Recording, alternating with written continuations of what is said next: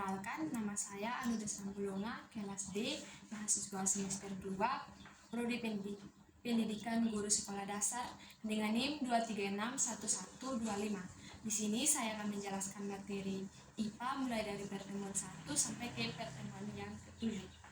Nah, di sini saya menjelaskan menggunakan peta konsep.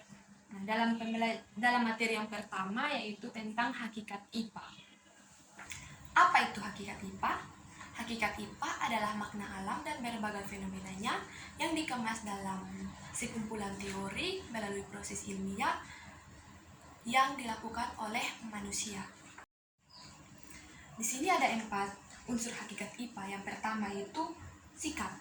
Sikap ini yang berhubungan dengan misalnya rasa ingin tahu tentang metode, tentang fenomena alam, makhluk hidup, serta hubungan sebab akibatnya.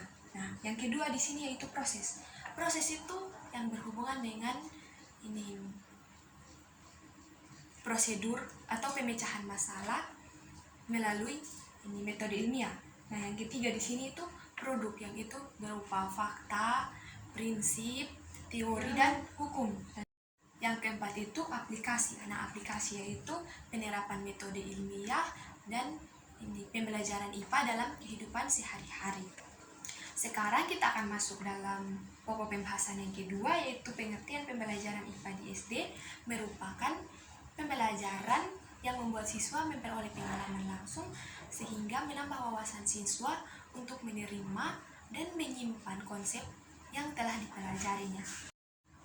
Sekarang kita akan masuk dalam pokok pembahasan yang ketiga, yaitu alasan IPA diajarkan di SD, karena memuat materi-materi yang berhubungan dengan cara mencari tahu tentang alam secara sistematis. Jadi siswa bisa mengerti kenapa harus belajar IPA. Sekarang kita akan masuk dalam materi yang kedua, yaitu teori belajar IPA. Di sini teori belajar IPA ada 3 pokok pembahasan. Yang pertama itu teori belajar menurut Gagne, yang kedua itu teori belajar menurut Piaget, dan yang ketiga itu teori belajar menurut Brunner. Teori belajar menurut Gagne ada 3 tahap teori belajar. Kita akan mulai dari yang pertama, yaitu teori belajar Gagne. Teori belajar Gagne di sini yang pertama itu kondisi eksternal. Kondisi eksternal yaitu kondisi yang berada di luar individu, seperti lingkungan, sumber daya, dan kekuatan motivasi. Dan yang kedua itu kondisi internal. Nah, kondisi internal ini berbeda dengan kondisi eksternal karena dia ini kebalikan dari kondisi eksternal, yaitu yang berada di dalam individu seperti sikap, kemampuan, dan minat. Dan yang ketiga yaitu hasil belajar, yaitu perubahan perilaku relatif yang dihasilkan oleh individu. 8 tipe belajar menurut Gagne. Yang pertama itu belajar isyarat, yaitu belajar melalui penerimaan sinyal atau isyarat dari luar atau dari lingkungan. Yang kedua itu belajar stimulus respon atau melalui respon dan rangsangan tertentu. Dan yang ketiga itu perantaian belajar, yaitu belajar melalui pengurutan atau langkah-langkah.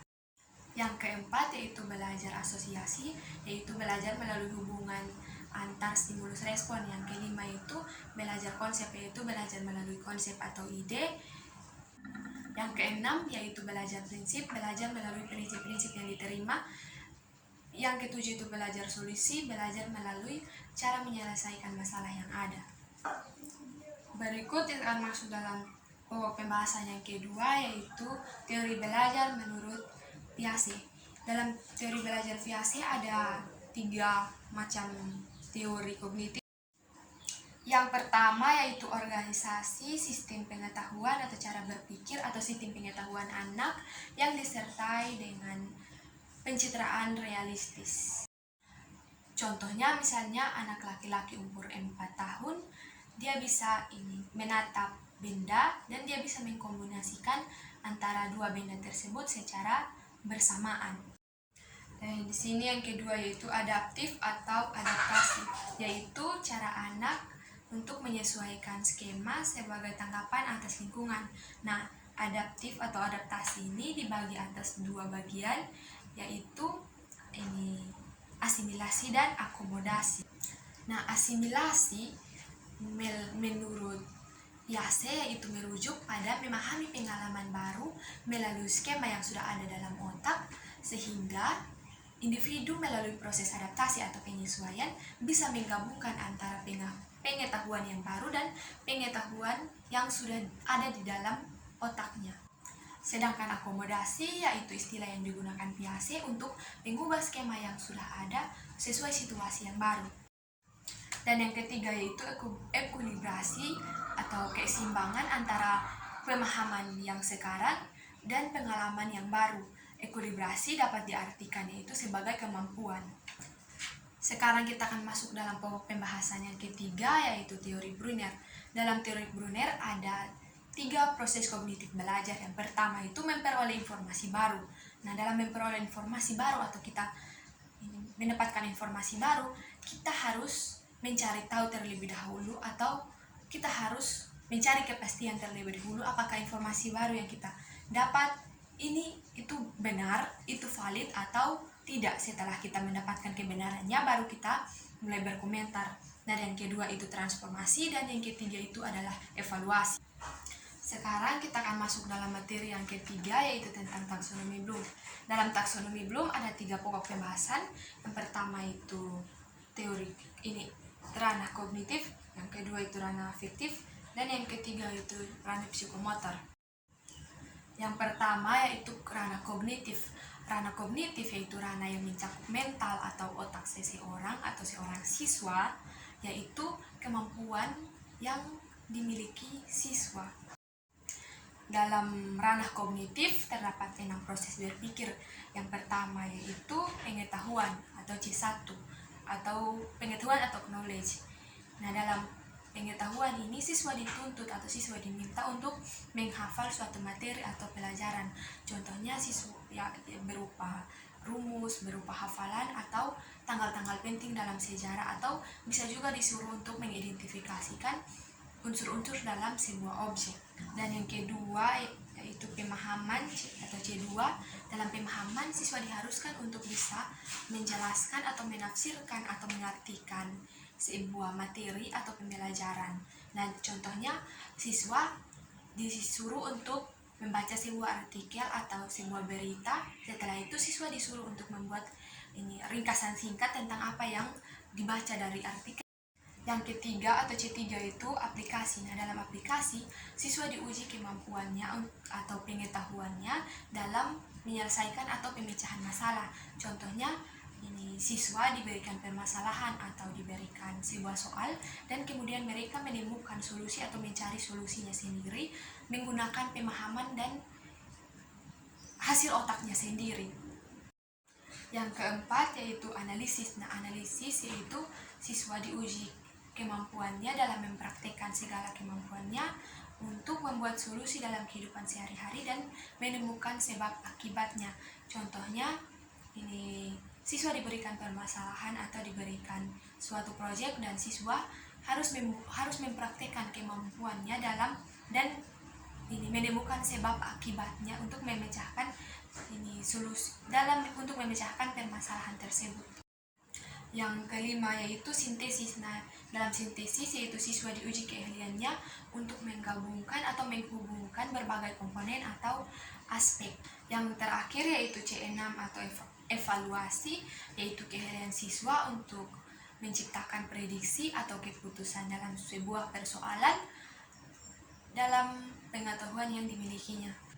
Sekarang kita akan masuk dalam pokok pembahasan yang kedua yaitu ranah afektif. Ranah afektif yaitu ranah yang berkaitan dengan sikap, perilaku, watak, emosi, dan nilai yang ada di setiap diri individu. Dalam afektif terdapat 5 tingkatan. Yang pertama itu penerimaan, yang kedua itu jawaban, yang ketiga itu penilaian, yang keempat itu organisasi, dan yang kelima itu karakteristik. Sekarang kita akan masuk dalam pokok pembahasan yang ketiga yaitu ranah psikomotor. Ranah psikomotor itu ranah yang berkaitan dengan fisik. Dalam ranah psikomotor itu terdapat 6 tingkatan. Yang pertama itu kesiapan. Nah, kesiapan itu yang berkaitan dengan kesiapan fisik, kesiapan mental, dan kesiapan emosional dalam melakukan sesuatu. Sekarang kita akan masuk dalam yang kedua, itu respon terpimpin. Respon terpimpin yaitu tahap awal dalam mempelajari keterampilan yang kompleks yang di dalamnya ini termasuk yaitu imitasi dan gerakan coba-coba. Yang ketiga yaitu mekanisme, yang keempat itu respon terpimpin, respon tampak yang jelas, yang kelima itu penyesuaian, dan yang keenam itu penciptaan. Sekarang kita akan masuk dalam materi yang keempat, yaitu pembelajaran abad 21. Dalam pembelajaran abad 21 ada 3 pokok pembahasan. Pertama itu konsep pembelajaran yang menggunakan 4C, yang kedua itu karakter guru abad 21, dan yang ketiga itu model pembelajaran 21. Yang pertama itu konsep pembelajaran menggunakan 4C. Satu itu critical thinking and problem solving atau berpikir kritis dan pemecahan masalah.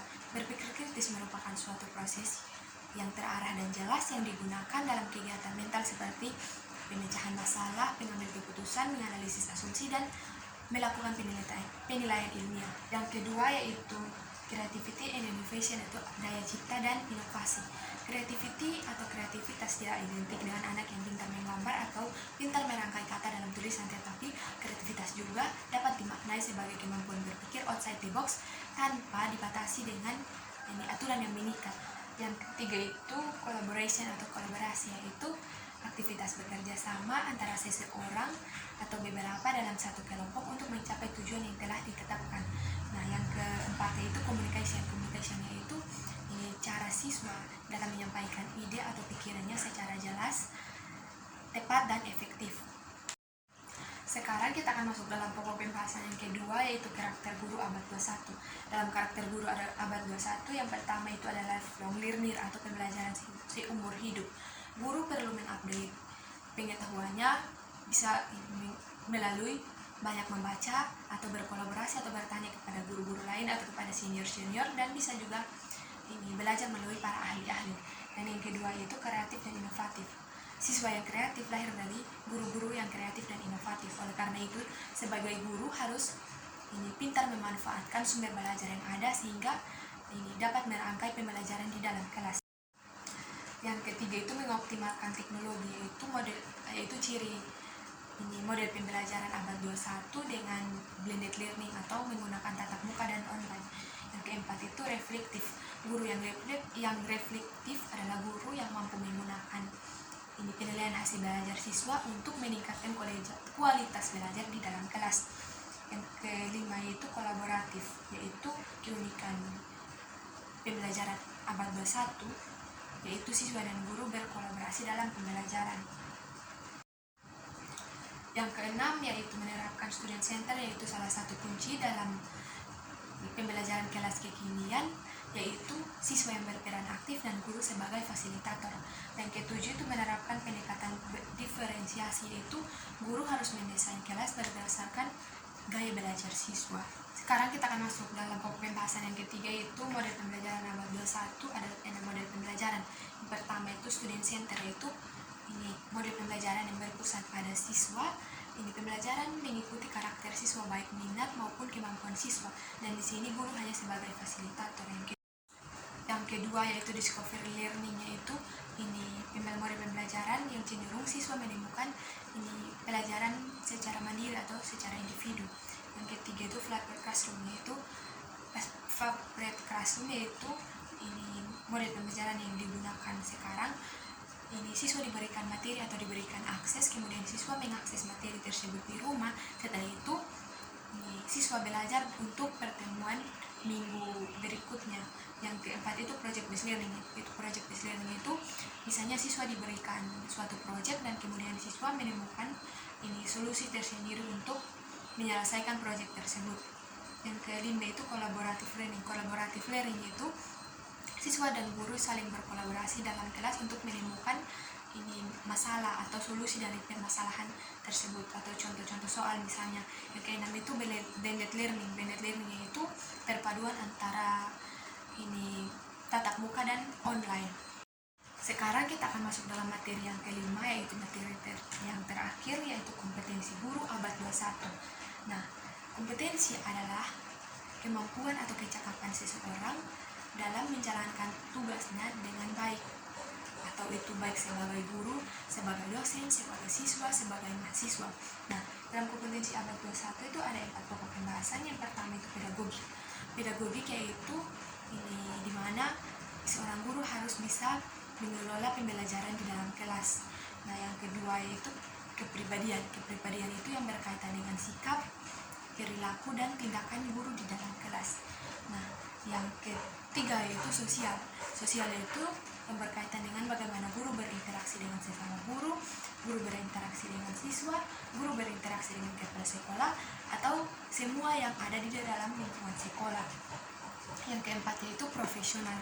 Nah, untuk menjadi guru yang profesional, guru harus mampu untuk menguasai materi atau pembelajaran secara luas.